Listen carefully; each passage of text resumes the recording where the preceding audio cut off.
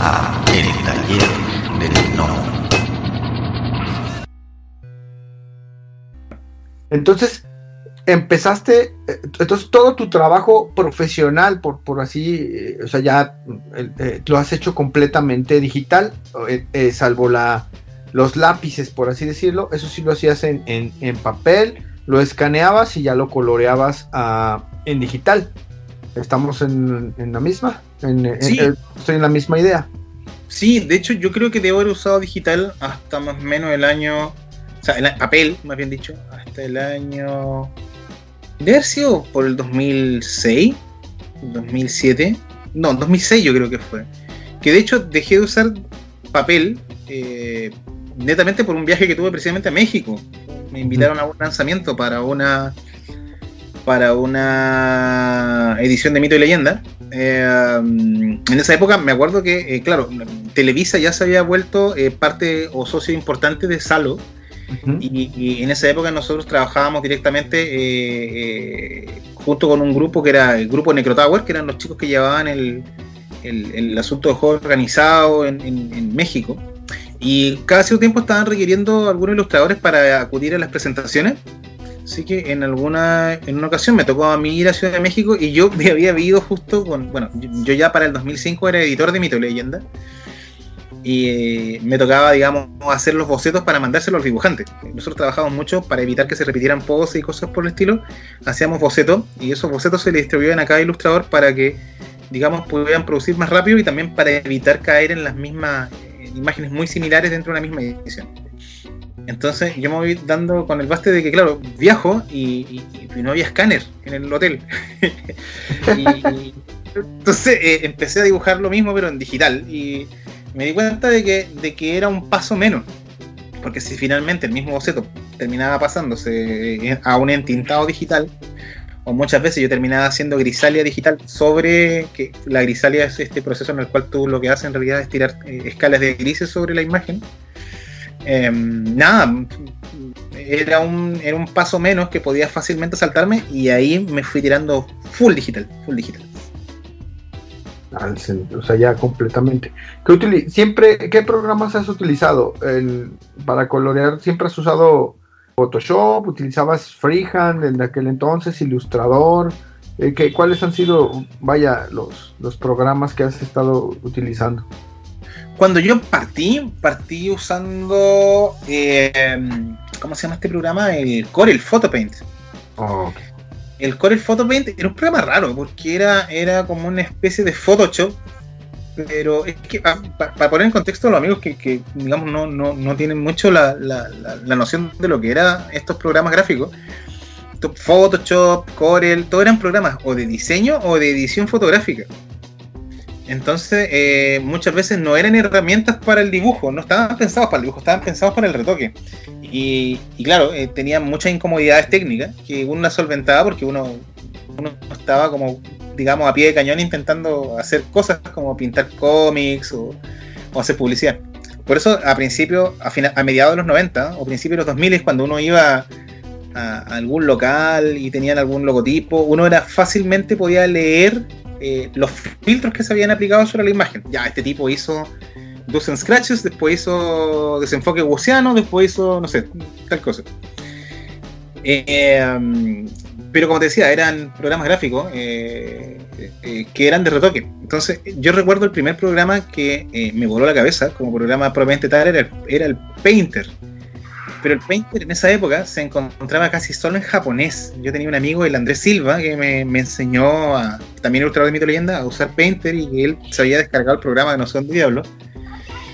Y había otros programas más como el Open Canvas, que también se usaban mucho. Después encontré el ArtRage, que el ArtRage debe haber pillado el año 2004 por ahí, que ya tenía la gracia de que, al igual que Painter, eran programas de pintura digital e intentaban aplicar cosas como textura, efectos de acuarelado o de rendereado tipo imitando el acrílico. Eran mucho más pictóricos, si se quiere.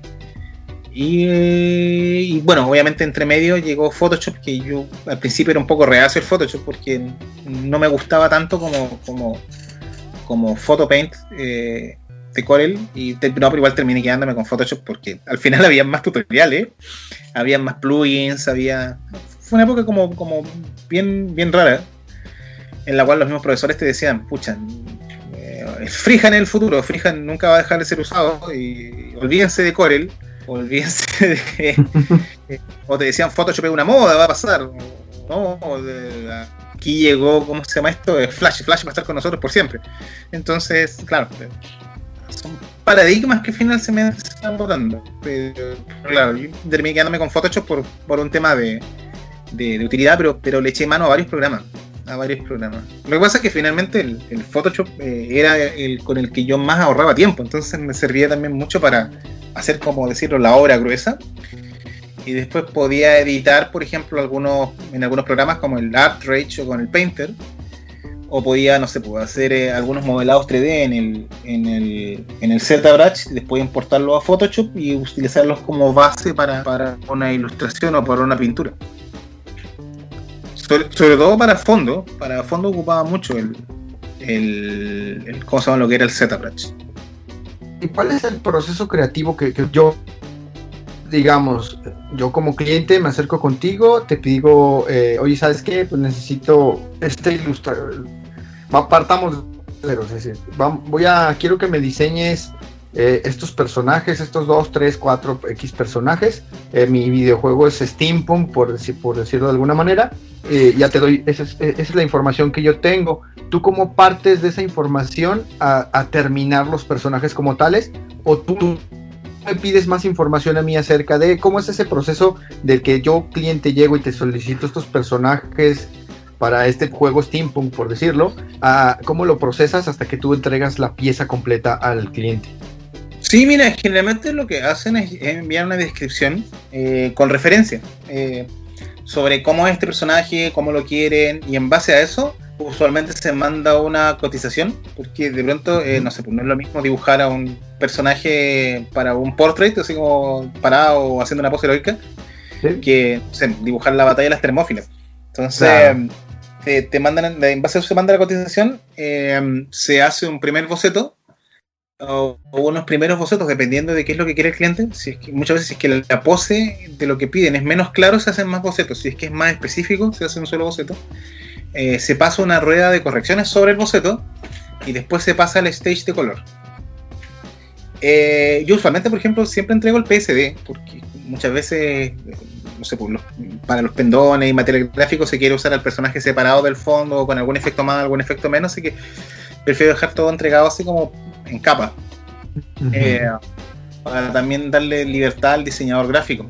Pero en este tipo de trabajo existen como muchas aproximaciones. O sea, por ejemplo, me ha pasado cuando he trabajado con Warner Brothers, que ellos te enviaban todo, así, todo muy detallado, desde la fotografía de la armadura que querían, el pre-render que iban a usar para algo. En Warcraft también te mandaban el escenario, el lugar, el tipo de armadura que usaba el personaje. Era muy específico todo. En cambio, de pronto, por ejemplo, si trabajas para japoneses, que generalmente son menos específicos, y ellos, claro, son más como de sensaciones. Entonces, por ejemplo, de pronto, no sé, de Warcraft me llegaba una descripción así como al detalle, mientras que el japonés te decía, mira, no, yo quiero un personaje que sea azul.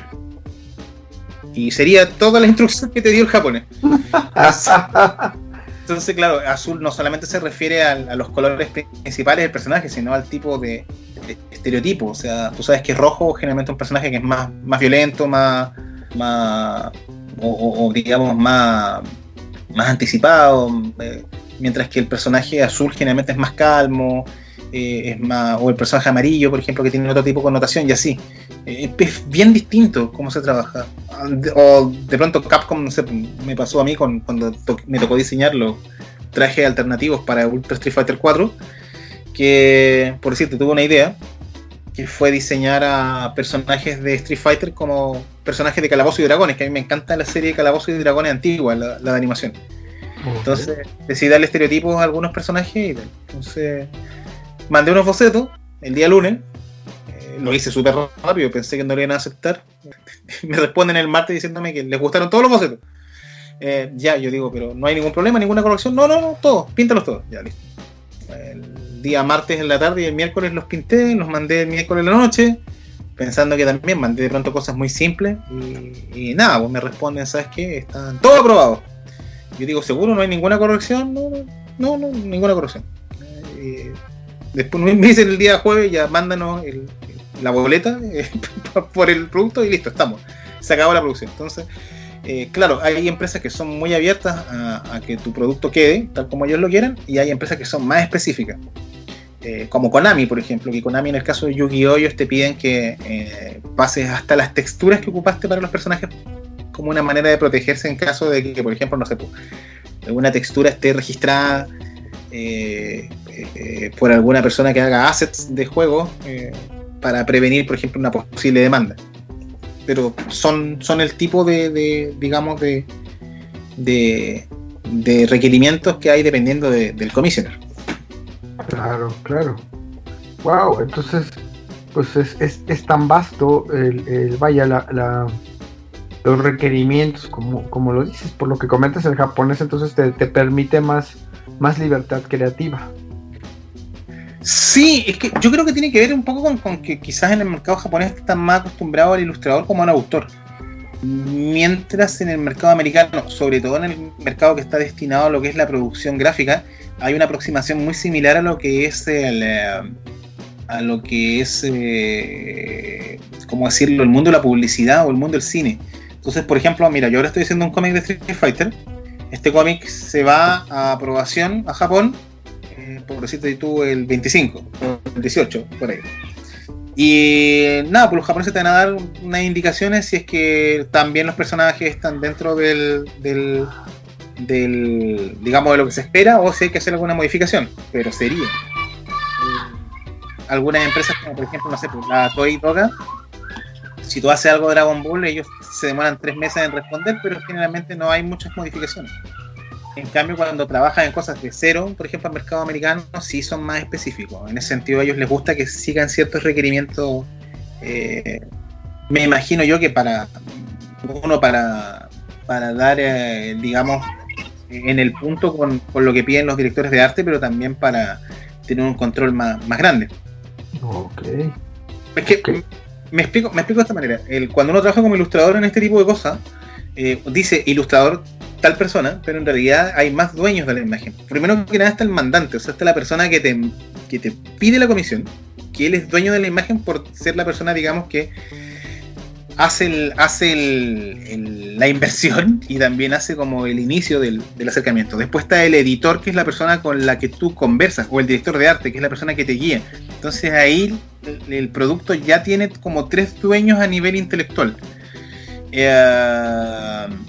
Y después está, no sé, por la gente, la publicidad y tal. Entonces finalmente todos estos productos que tú haces, a pesar de que tú hayas hecho el dibujo, es el trabajo de mucha gente en una imagen. Y que claro, que de pronto se pierde un poco la perspectiva, pero hay mucha gente en la toma de decisiones. Pasa por muchas manos, entonces. Bueno, por muchas mentes más que por manos, ¿no? Sí, por ejemplo, me pasó a mí con el trabajo que yo hice para ¿cómo se llama esto? Para Godzilla. Me tocó hacer el primer diseño de producción del Godzilla, de la primera película de Godzilla que se hizo ahora americana, o sea, no la de los 90, sino la de ahora, la de Legendary Pictures. Ajá. Entonces me tocó hacer la primera ilustración que se iba a presentar en la, ¿cómo se llama?, en la Comic Con de San Diego, anunciando el inicio de la producción de la película. Pero como esto ya era directamente preproducción, había una discusión súper fuerte entre Toho y Legendary Pictures por definir cuál iba a ser el look del personaje. Si iba a ser un Godzilla más tradicional o si iba a ser un Godzilla más agresivo. Entonces tú estás ahí entre medio intentando como traducir a nivel de imágenes las peticiones de los diferentes clientes. Y sí, es una cosa donde tú te sientes que hay más autores aparte de ti, porque tú eres como el traductor de las peticiones, pero hay más autores a nivel intelectuales que van desde lo que quiere el director, a lo que quiere el productor, a lo que quiere la casa productora de los digamos, original de la licencia, a, no sé, a los productores actuales que quieren darle quizá otro approach y tal. Entonces sí, hay muchas manos dentro. Wow. Wow, yo no podría pensar que nada más le piden la ilustración a uno y ya, ¿no? Ya, lo que sí. ¿Y cuánto tiempo te tardas? O sea, bueno, ya comentaste ahorita que para lo de Street Fighter fue relativamente rápido, pero o sea, tú un promedio que pudieras decir, me tardo tanto entre que envío los bocetos y entrego las correcciones y la ilustración ya terminada. Depende, o sea, por ejemplo, en hacer una ilustración, del momento que yo me siento a hacerla, puede ser, no sé, por ejemplo, en Mito y Leyenda intento no demorarme más de 5 horas, por ejemplo.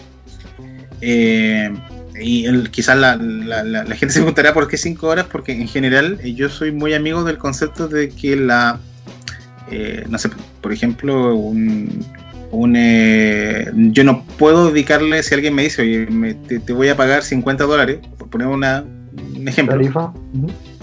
por 2 semanas de trabajo, si quiero una ilustración que tenga, no sé, 100 horas de trabajo por $50. Lamentablemente ahí, claro, está ahí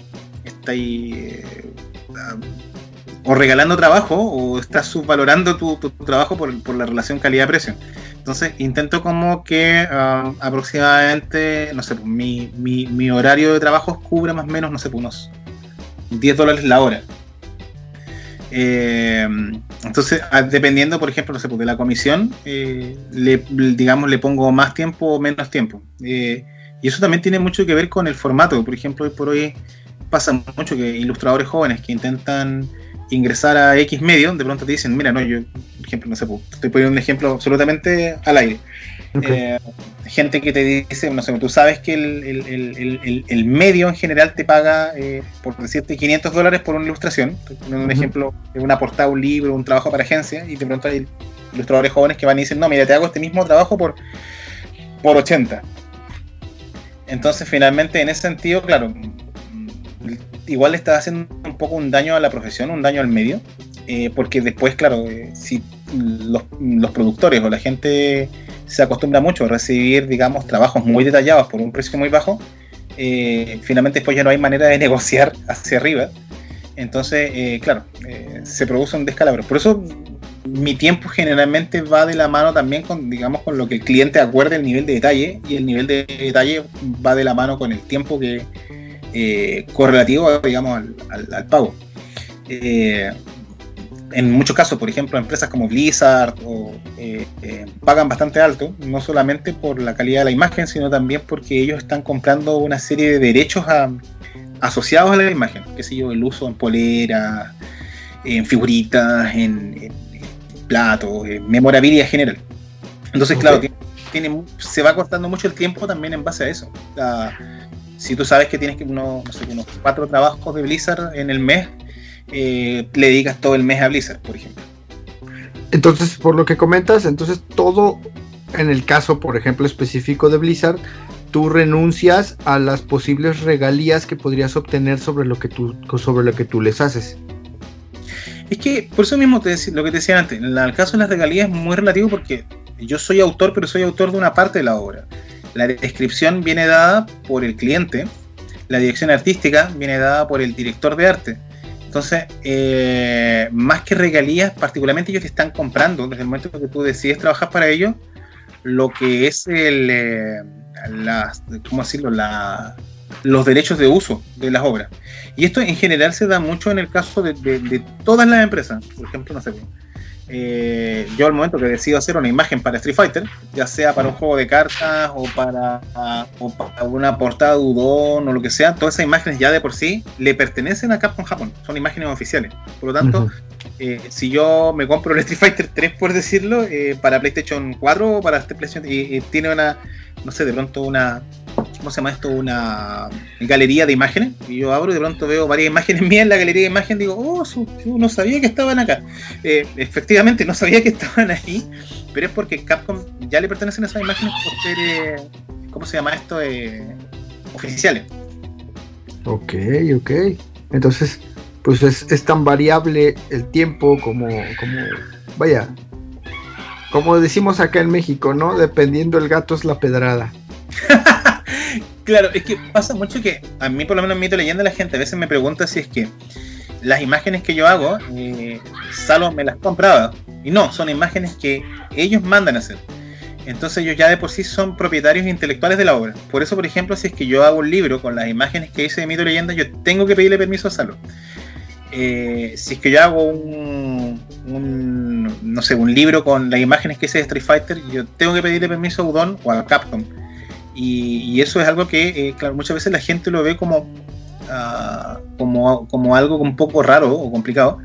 Pero es distinto, por ejemplo, a si yo hago un cómic mío de mi propiedad donde yo no tendría que pedirle permiso a nadie porque el origen del cómic se encuentra en mí y, digamos, yo soy el único dueño que hay de la obra a nivel intelectual. A no ser que yo haya decidido, no sé, pues, pagarle a un guionista para incluirlo o para que él escriba unos guiones y tal. Pero en ese caso yo podría al reimprimir la obra tendría que darle regalías a él, pero también porque es una obra impresa, a diferencia de una ilustración que generalmente está más visto, más que como una obra de arte, como una especie de, ¿cómo decirlo?, de como parte de lo que es una campaña publicitaria o parte de lo que es un producto, no es el producto.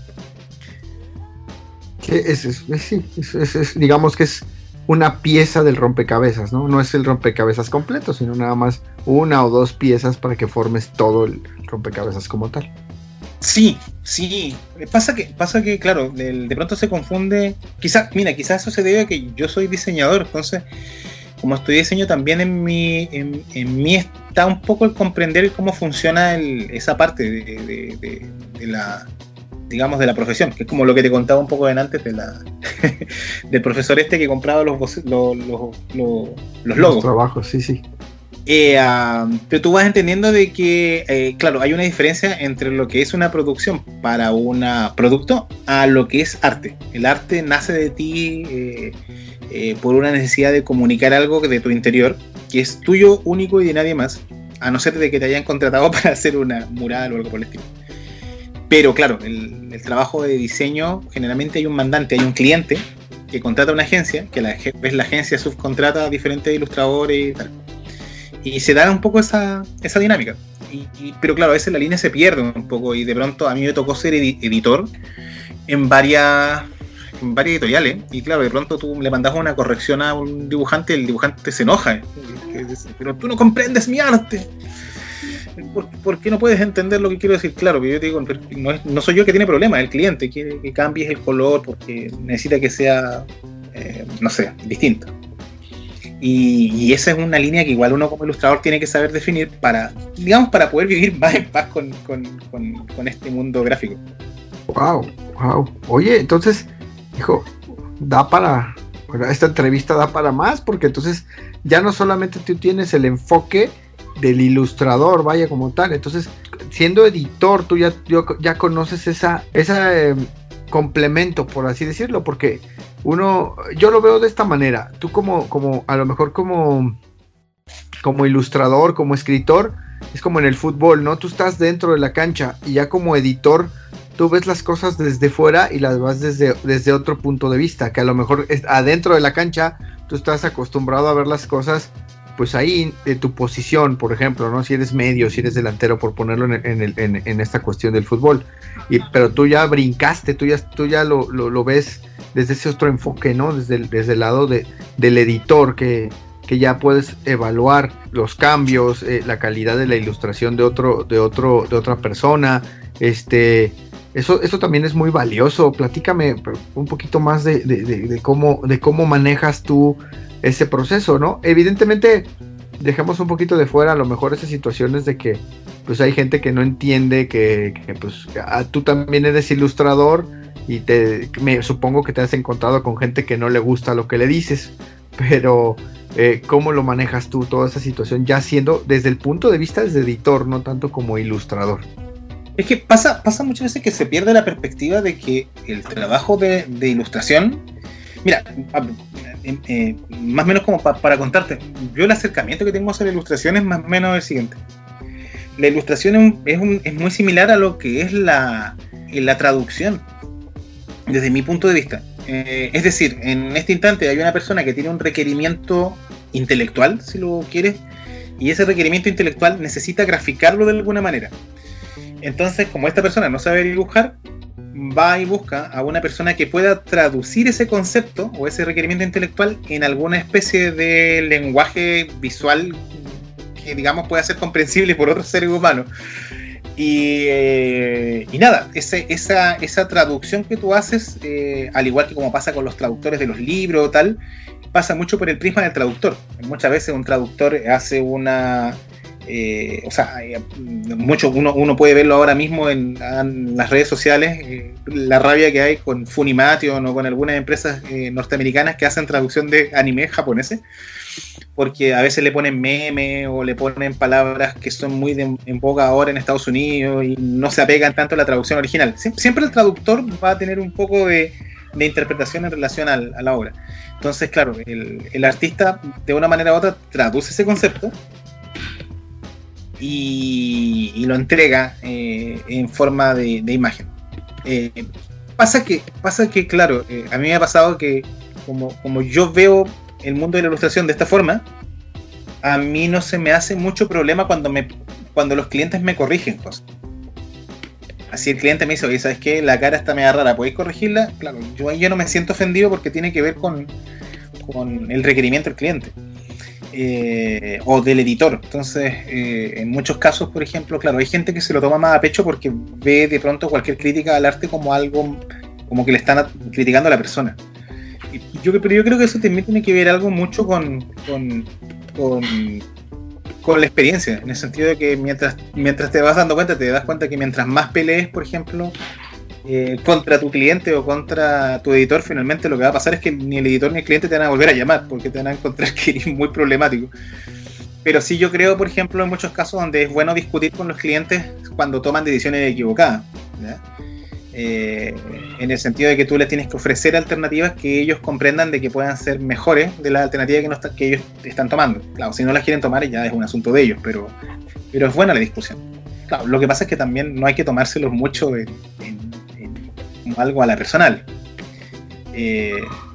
Pero suele pasar mucho de que, por ejemplo, no sé, pues a mí me tocaba mucho de pronto ilustradores que venían a probar suerte con algún producto que estábamos lanzando y tú tenías que decirlo, y sabes que en realidad te faltan monedas para el bus, tienes que practicar un poco más, mejorar un poco más tales cosas y tal, y vuelve a verme en 6 meses. Entonces, claro, de pronto vienen algunos que se enojaban y que tú no entendías lo que ellos hacían y tal, pero de pronto pasaban otros chicos que se iban, tomaban el requerimiento que tú le dabas y volvían a 6 meses más y te dejaban con la boca abierta porque habían mejorado una cantidad brutal y ahora eran verdaderos profesionales y tal. Entonces, sí, pasa mucho, pero yo creo que ahí también depende, de pronto, más que de la profesionalidad de la persona, depende también del temperamento. Y es que en el arte uno siempre está tratando, para bien o para mal, con los sentimientos de la persona, que es una cosa igual, la parte que es bastante compleja. Eso es muy cierto. ¿Y tú qué pides? O sea, ya poniéndonos del lado del editor, ¿tú cuáles son los requerimientos que tú buscas en un ilustrador? O sea, digamos, llega una persona y te dice, a ver, yo quiero, entrar a trabajar contigo o en el proyecto X, digamos, mitos y leyendas, que estuviste de editor. Yo quiero trabajar en mitos y leyendas. ¿Qué buscas? ¿Cuáles son las características que tú como editor buscas en un ilustrador? Mira, yo creo que depende del editor y editor. Hay muchos editores que buscan tecnicismo. A mí lo que siempre me ha gustado es la personalidad. Sí, lo que pasa es que a mí me gustan mucho mangas y cómics en el cual los dibujantes quizás no sean perfectos, pero sí tengan como algo que los haga recordables. Me pasa mucho, por ejemplo, voy a poner un caso, One Piece. Mucha gente a veces se burla de la anatomía, o no sé, se burlan de cosas súper básicas que de pronto son muy quizás más que tiene que ver con la gráfica, tiene que ver con el hecho de que One Piece de por sí es súper caricaturesco y que Ichiro Oda en ningún caso pretende ocultar que lo que él hace es caricatura, todo es caricatura. no pretende ser realista ni serio en ningún caso. Entonces, pero yo prefiero, por ejemplo, de pronto a un Eiichiro Oda, que es súper recordable, que tú ves los personajes y reconoces los personajes por un estilo, por una impronta, que por ejemplo, no sé, un dibujante súper técnico, que puede ser increíblemente bueno, pero que a la larga no es recordable, ni es, ¿cómo se llama esto? Ni aporta personalidad o...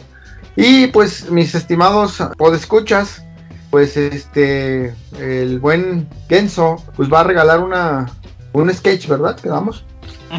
Sí. Un sketch de su personaje favorito. Lo único que requerimos es de que pues se acerquen a sus redes, allá al Instagram, que lo sigan, y si ya lo siguen, pues que le den también like, por favor, ahí a la página de Facebook del Taller del Gnomo. Ahí voy a poner una publicacioncita donde vamos a seguir a las personas que quieran participar. Necesitamos que por favor sigan a Genso en Instagram, que le den like a la página del Taller del Gnomo, o que sigan la página del Taller del Gnomo en Instagram, cualquiera de las dos. Y en la publicación que voy a poner ahí en el Facebook del Taller del Gnomo, ahí por favor pueden dejar el comentario del personaje que gustarían que Genso les realizara. Ahí vamos a realizar la rifa, y pues ya todo esto va a ser pues de manera digital, porque pues por la cuestión ahorita de pandemia es complicado que sea a lápiz, pero pues ahí ya le pondrá alguna dedicatoria a la persona que gane. Entonces estén pendientes pues para todo lo que, o sea, yo creo que van a salir como 5 episodios de todo esto, 6. Entonces pues para que estén pendientes de cómo va a estar la dinámica. Y pues muchísimas gracias por el boceto. No, todo bien. Ahí vamos a hacer un boceto con mucho cariño para la persona que gane este premio, y nada, con una dedicatoria especial. Perfecto. La voz y la producción de este podcast estuvieron a cargo de Adro, a un guión de El Piedra. Para todas sus dudas, sugerencias y comentarios, tenemos la siguiente dirección de email: tallerdelgnomo@yahoo.com. Gracias y hasta la próxima. Este fue el podcast del Taller del Gnomo.